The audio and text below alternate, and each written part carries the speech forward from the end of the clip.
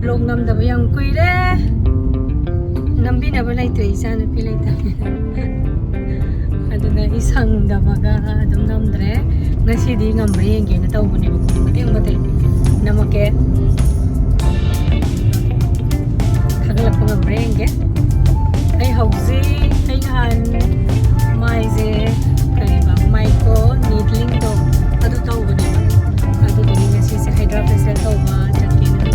lagini lamlong yok ngai traditional lampen supermarket kariba hall thaina even meaning de bari Sankar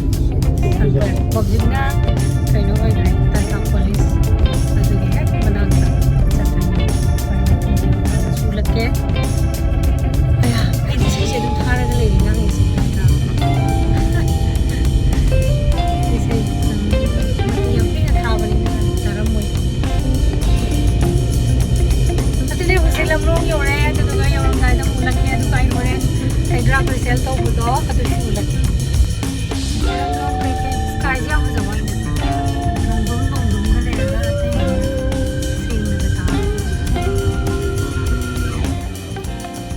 Yusale Haizen Bamse Haidi Asomna Kandeshu Yai Magi Ani Tongna Changwaya Baneko Nakanam Little Dog Raga Nakalam Nam Tozalapa and my Shumya Bane whole Tavalamido and Mayadum Kang Hidai Line a Kang Jaganida Lampen Supermarket Sankardokis Hosikan Nangai Sankardokis Haidi Kangare Betanta Police Hire Kangoi Nebako kaya anjing di mo Sankardokis Hargan Hena Kangidanako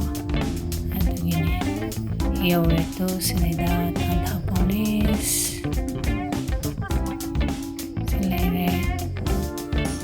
Duka Get a Malaysia Kaya Ugi get a man Ugi Machugi Hatare This is it Sidaida Sangsalani Changchalaga Sestiara Malay Sidaida Kakat Pirani The way to the aesthetic realm first one floor Kakat lagi first floor tamna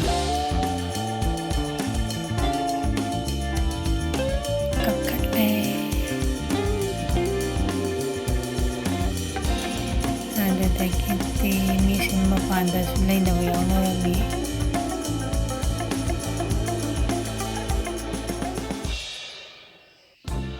Yore Special Pahilay haba Mayam sum utang mapanda sumayam lay huweba ko Ningon da pang namlam chan bujang nung ay teba na lay na Utaga neba Miri mayam lay Pas lang na hayam ta Doon ay isang talagang atang pamage sinayda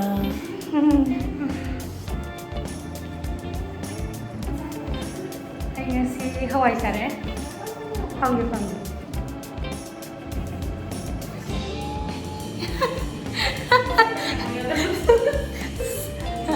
lo nagahayda bito sila yani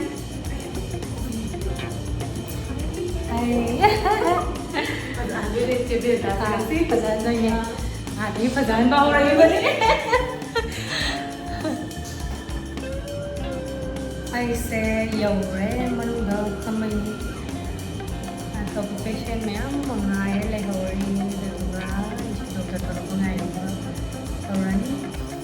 ay, se, sumpamagalay lang ba niya do? Rao naman sumasalaga yengi na. Hawalaga yengi ba niya do? Hindi, nagkanamada. Tattoo pinahakibado pamagtabagi remove tawrami adagi sinamo lip filler lip toning ba dun madagi kapa ko adagi sina carbon ledger sisuya makala ba ne sisina botox agi kano wrinkle lakpa do adu fana ba gine ba ko aduga sina amo ay ꯑꯩꯒꯤꯁꯨ ꯑꯃꯨꯛ ꯍꯧꯔꯦ ꯉꯁꯤꯁꯦ ꯑꯁꯨꯛꯀꯤ ꯃꯇꯤꯛ ꯆꯤꯜꯂꯦ ꯗꯣꯛꯇꯔꯁꯦ ꯑꯗꯨꯒ ꯑꯩ ꯂꯩꯔꯤꯉꯩꯗ ꯑꯉꯥꯡ ꯑꯩꯈꯣꯏꯒꯤ ꯃꯧ ꯑꯃꯁꯨ ꯂꯥꯛꯀꯅꯤꯅ ꯑꯩꯁꯦ ꯉꯥꯏꯍꯥꯛꯁꯨ ꯁꯨꯝ ꯉꯥꯏꯈꯤꯗꯣꯏꯅꯦꯕꯀꯣ ꯑꯗꯨ ꯉꯥꯏꯅ ꯑꯩꯅ ꯇꯞꯅ ꯁꯨꯝ ꯑꯗꯨꯝ ꯇꯧꯔꯁꯦ ꯉꯥꯏꯍꯥꯛ ꯐꯝꯃꯝꯕꯗꯒꯤ ꯇꯧꯕ ꯍꯧꯔꯦ ꯑꯩꯁꯨ ꯃꯥꯏ ꯇꯥꯊꯣꯛꯄ ꯍꯧꯔꯦ ꯃꯊꯪ ꯁ꯭ꯇꯦꯞ ꯃꯌꯥꯝ ꯑꯃ ꯇꯧꯕ ꯍꯧꯔꯛꯑꯅꯤ ꯑꯩꯒꯤꯁꯨ ꯑꯩꯉꯣꯟꯗ ꯃꯊꯪ ꯇꯧꯕꯁꯤꯡꯗꯣ ꯁꯨꯝ ꯌꯥꯝꯗꯕꯤ ꯃꯇꯦꯛ ꯍꯥꯞꯆꯔꯛꯀꯦꯕꯀꯣ ꯁꯤꯒꯤꯁꯦ ꯑꯩꯈꯣꯏꯒꯤ ꯃꯤꯠ ꯃꯈꯥꯗꯒ ꯈꯔ ꯗꯥꯛ ꯁꯥꯔꯀꯜꯒꯨꯝꯕ ꯀꯩꯒꯨꯝꯕ ꯂꯩꯕ ꯑꯗꯨꯒꯨꯝꯕ ꯃꯌꯥꯝ ꯐꯅꯕꯒꯤꯅꯦꯕꯀꯣ ꯑꯗꯣ ꯁꯤ ꯇꯥꯛꯂꯛꯄ ꯃꯇꯝꯗ ꯁꯥꯒꯠꯂꯛꯑꯦ ꯍꯥꯏꯗꯤ lumbu ꯁꯥꯕꯗꯣ ꯑꯗꯨꯃꯥꯏꯅ ꯇꯧꯋꯦ ꯑꯗꯨꯒ ꯑꯩꯗꯤ ꯀꯩꯅꯣ ꯇꯧꯋꯦꯕꯀꯣ ꯍꯥꯏꯗ꯭ꯔꯥ ꯐꯦꯁꯤꯌꯦꯜꯁꯦ ꯑꯩ ꯃꯃꯥꯡꯗꯁꯨ ꯇꯧꯒꯦꯅ ꯆꯠꯂꯀꯥꯟꯗ ꯇꯧꯔꯨꯒꯤꯅꯣꯅ ꯍꯥꯏꯔꯛꯄꯗꯒꯤ ꯑꯩꯁꯦ ꯇꯧꯗꯦ ꯑꯩꯗꯣ ꯌꯥꯝ ꯊꯤꯅ ꯁ꯭ꯀꯤꯟꯁꯦ ꯌꯥꯝ ꯁꯣꯛꯆꯜꯂꯨꯕ ꯍꯥꯏꯇꯥꯔꯦꯀꯣ ꯁ꯭ꯀꯤꯟ ꯁꯦꯟꯁꯤꯇꯤꯞꯁꯦ ꯌꯥꯝ ꯑꯣꯏꯕ ꯑꯗꯨꯃꯥꯏꯅ ꯂꯩꯔꯨꯕꯗꯒꯤ ꯑꯩꯁꯦ ꯇꯧꯗꯦ ꯀꯥꯔꯕꯣꯟ ꯂꯦꯖꯔꯒꯨꯝꯕꯗꯤ ꯇꯧꯋꯦ ꯑꯗꯨꯒ ꯀꯦꯃꯤꯀꯦꯜ ꯄꯤꯜꯒꯨꯝꯕ ꯑꯗꯨꯝꯕ ꯇꯧꯋꯦ ꯑꯗꯣ ꯀꯩꯅꯣꯗꯤ ꯍꯥꯏꯗ꯭ꯔꯥ ꯐꯦꯁꯤꯌꯦꯜꯗꯤ ꯉꯁꯤꯅ ꯑꯍꯥꯟꯕꯅꯦ ꯇꯧꯔꯤꯁꯦ ꯑꯗꯨꯅ ꯑꯩ ꯁꯤꯒꯤ ꯁ꯭ꯇꯦꯞꯁꯤꯡꯁꯦ ꯑꯃꯠꯇ ꯈꯪꯗꯦ ꯑꯗꯨꯝ ꯍꯪꯉꯦ ꯑꯩ sina kay kanabay no na ito mahanga wari sara-sara-neba tawrizeko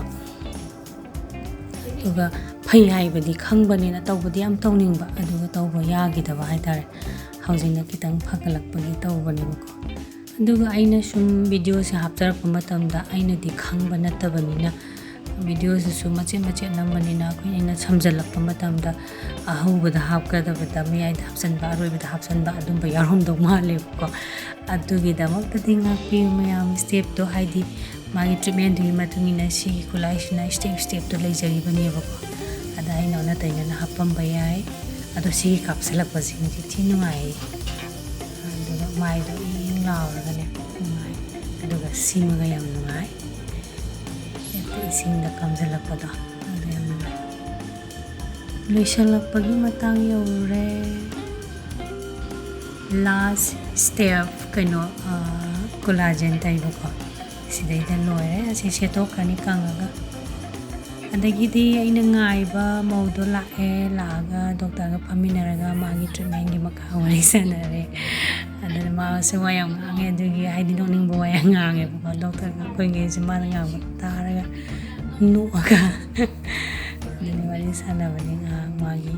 kai tawsige na hapetanare duga treatment khara pirani magi su loire video si su matang asida loisinjarake video nam taba thagataba su yam kuire